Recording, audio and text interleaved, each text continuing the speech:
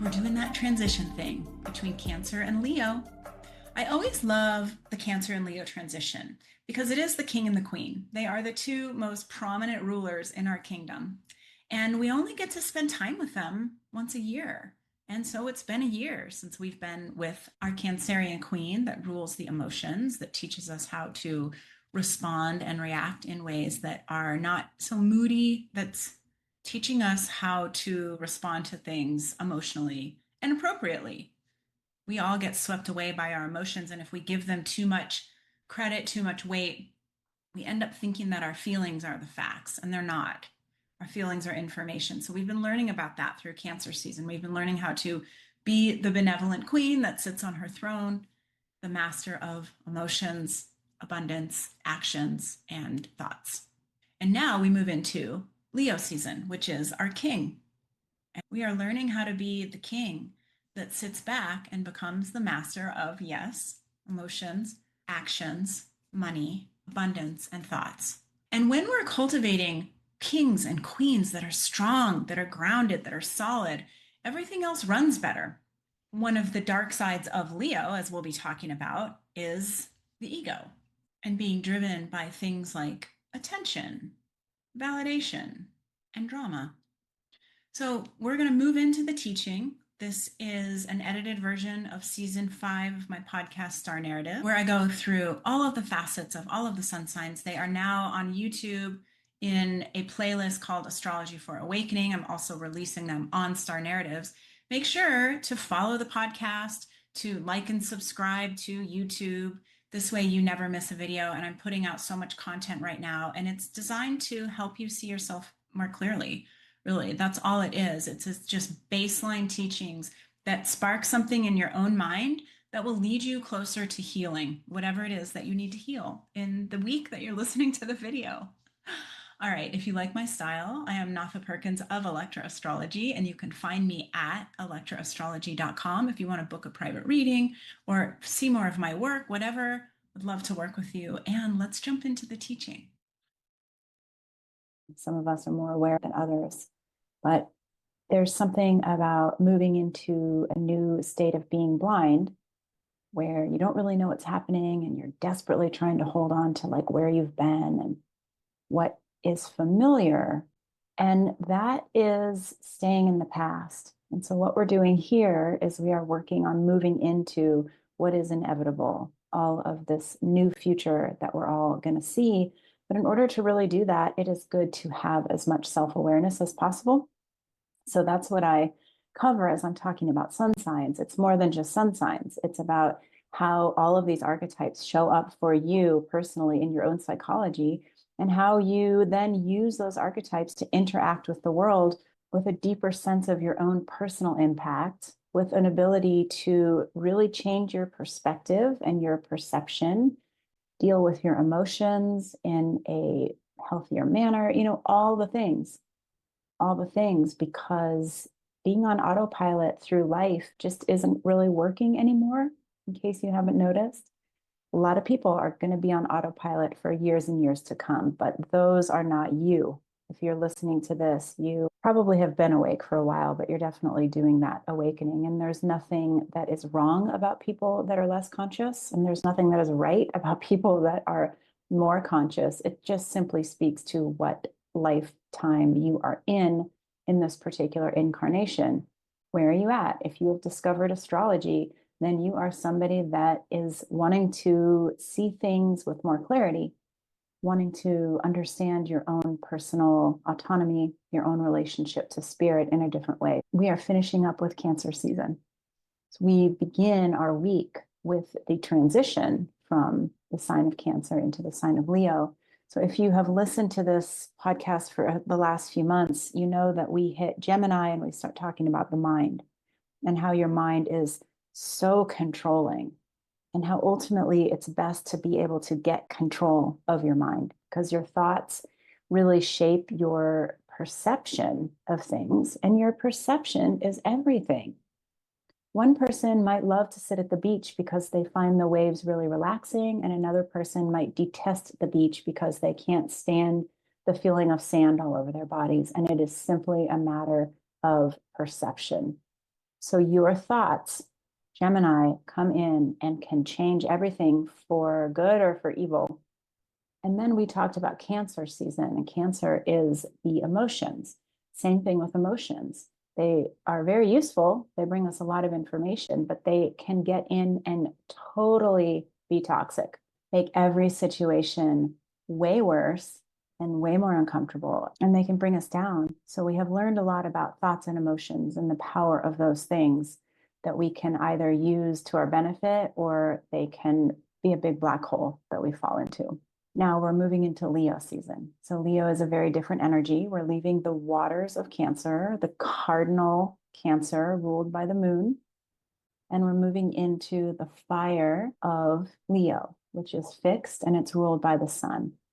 So I always like to talk about the sun and the moon together because they are the two most obvious bodies in our sky. We always know what the sun and the moon are doing. And the sun and the moon are the two most personal archetypes in the zodiac as they relate to our own psyche. The moon is our emotions, and the sun is who we truly are.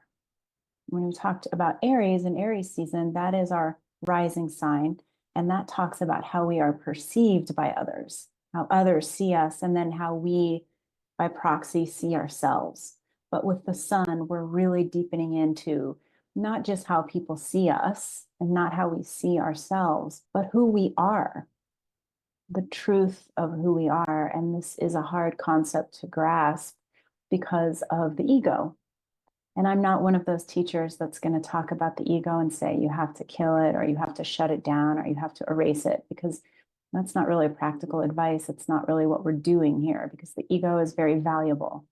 It helps us to organize, helps us to understand the superficial layers of who we are. I was born in Colorado. I have brown eyes. I speak English. So we all have these things, these characteristics about us that do indeed contribute to who we are. They are a part of who we are. But in order to understand the sun, we have to keep going deeper and we have to keep asking questions. Who am I now? We begin with the moon as the mother. It's the mother archetype. So the issues with our sun and our moons as we are born and then grow up is that a lot of our relationship to our emotions and a lot of our relationship to who we are is based on what happened in our childhood. Like I talked about in the last few episodes, we learn about how to manage our emotions by how our mother managed her emotions, and then by how she managed our emotions. And if it was dysfunctional, or there was no emotional management, or we got in trouble for being emotional, blah, blah, blah, then we have to remedy that as we get older. We start off from a place of immaturity and we have to mature. And in order to mature, we have to keep looking at the moon. So we look at the moon in the sky every single night. It's awe-inspiring. Most people are quite taken by the moon. And yet it's this new moon every single night that we're looking at. Oh, here's what it looks like tonight. Oh, here's where it is in the sky tonight. And so we have to do that kind of emotional work on a continual basis as we get older. And the same is true for the sun. The sun relates more to the energy of our father. So you'll be looking this month at your relationship to your father. And I should specify that the sun relates to the version of our father that showed us who we were, ideally from a positive perspective. We say that we really want a good father, a father that can see us, that accepts us for who we are. When we were children, that looked at us in awe and with love and said, "You are so amazing." That's what we all needed. Then we feel that for ourselves. We are set up to be able to see ourselves in that way much more easily than somebody who has an absent father who's never reflecting back to them, or somebody who has a father that is highly critical, that is only reflecting back the parts that he sees to be wrong with the child. So depending on what kind of father you had, it's going to really set you up for a baseline for how you work with your own personal sun and how you work with this archetype. In the same way that we're always looking at the moon, we are also always paying attention to the sun. We have to bring our attention back over and over and over again to this question of who we are. Because if you are doing spiritual awakening, or you are interested in self-awareness, or in simplistic terms, if you just want to feel better in your life, you have to be questioning who you are and what is important to you now. How are you working with your emotions now? How are you allowing your thoughts to either control you or not control you now? How are you working with your boundaries? How are you working with your self-concept? Aries, boundaries, sense of self based on how the world at large perceives us. Taurus, our self-worth. Taurus is how we learn that we can generate more of what we need. Taurus also represents the body. Then we move into Mercury, the mind, the way that we communicate with people around us. Then we move into Cancer, our emotions, and how we relate to our family line, our mother. And then we move into Leo. So here we are. Leo is another one of the very personal archetypes. So we look at this idea of Leo also being connected to the ego. And we know that the ego helps to organize. And we know that our ego gets really developed in youth. We also know that our ego can very much get in our way. And we'll be talking more about the Leo shadow in an episode to come. As we sit here today in this particular week of astrology, and it's interesting because the sun moves into Leo and right away, within 12 hours, opposes Pluto. Pluto is the planetary energy that is bringing you deep into vulnerabilities, the self-deprecation, the traumas, all of that stuff that shapes and impacts us and actually gives our egos something to grasp onto. Ego wants to organize, but the ego also wants to be seen in specific ways. And so we look at this idea of being seen as a sun concept. How did our father see us? How do we then learn to see ourselves? What does our ego then develop as a need to be seen by other people? For most of us, as we begin asking ourselves this deeper question of who am I? Who am I really? We bump up against all of these ego structures that say, well, I want to be successful and I want to be strong and I want to be beautiful and I want to be fearless. Okay, so we want to be these lofty things. And then underneath that, we say, well, what are we? What are we not? What are our deficiencies? What are the deficiencies that actually drive our ego to go out seeking those lofty things? And usually underneath this, we find like, I'm not strong. I don't feel beautiful.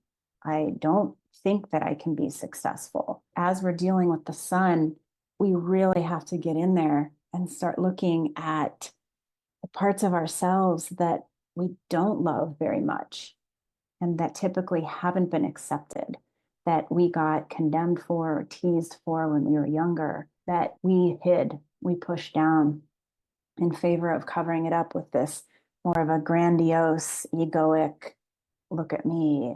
And we do all of this striving, trying to meet the needs of that superficial ego to say, I am okay, I am seen, I am vibrant, right? Right, guys? Do you guys see that about me? And this is part of why we sometimes feel like the archetype of Leo is pretty obnoxious and pretty dramatic. We say the drama king, the drama queen, that's very Leo in nature. Like, pay attention to me, pay attention to me. Like, I'm up on stage, spotlight on me. And what we end up finding as we're asking these deeper questions about who we are, a lot of the performance that we've all been doing our whole life is not actually who we are at all. And it's very exhausting. Like, what happens if I'm not always seeking the attention from out there? And instead, I'm working to see myself and honor my own needs as we're transitioning this week from the watery realms of meeting everything through how it feels emotionally. Now we're going into the next level. So if I have more control over my Gemini mind, personification that we gave to that was the messenger, working on my behalf to bring me the most important messages and is filtering out all of the stuff that is not necessary. with the archetype of Cancer. I have more control over my emotions and I understand my own emotional reactivity better. And I'm working to become the trustworthy queen and the loving and attuning mother. You'll hear me talk about connecting the archetype of the sun to the father and the king. The king is the ruler of the kingdom. Having a king that is kind and strong, trustworthy, and also attuned is incredibly important. We're learning how to come to know who we are and what we need on a deeper level. Because how on earth can you heal if you don't know who you are? All right, thanks for joining me, guys. I hope that you learned something, and I will see you all soon.